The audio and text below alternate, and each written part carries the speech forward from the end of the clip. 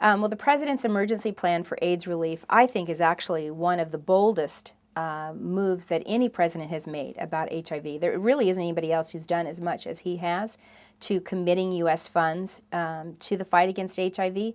And if you're asking, do I think that his approach about prevention, I think there's some confusion over that. Some people talk about abstinence only, when really, if you look at the information, it's including abstinence. I completely disagree with those who would want to do away with talking to people about abstinence. My own view of it is that all approaches are needed. It's not just this, it's not just this, it's not just that. I do not believe that the solution to HIV/AIDS is to condomize the whole world. That is not the total solution. Neither do I believe that just telling people to abstain from sexual relationship is the whole answer. I think it's much more complex than that, and I think the President's plan includes all of those different approaches. I don't know how anybody can really argue that for two people to remain virgins until they get married, how can anybody say that doesn't protect you against HIV or any other sexually transmitted disease? It does. How can anybody say being faithful in your relationships, not having multiple partners, not having affairs, not having concurrent partners, how can anybody say that being faithful doesn't protect you against HIV? It does. But I would also say, how can anybody say that the consistent and correct use of condoms, if you're going to have sexual intercourse, how could anybody say that doesn't add some protection against HIV? So to me, it's really all of it. We're looking to, but this is where I would disagree with some folks as well. I think that we've given in to the lower goal of just managing HIV. I want to end it.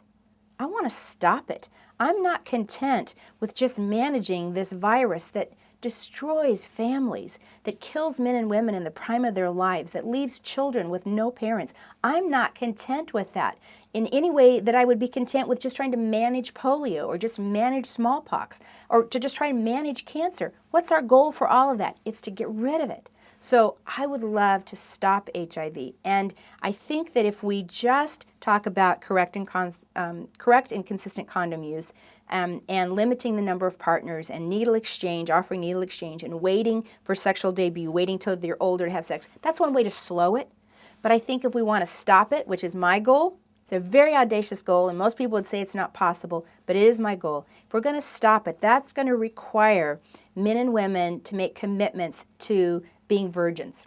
It's going to make a commitment. It's going to require people teaching men and boys how to respect women and girls. A lot of women and girls aren't really given choices around the world.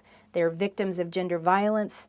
They're abused. They're taken advantage of. And until men really will decide that they're going to respect women and not violate them and not force them into sexual encounters, then that's going to make it difficult to stop it. And until I think we open the door to the church, as the church around the world being a part of the solution to HIV, both prevention, care, treatment, and support.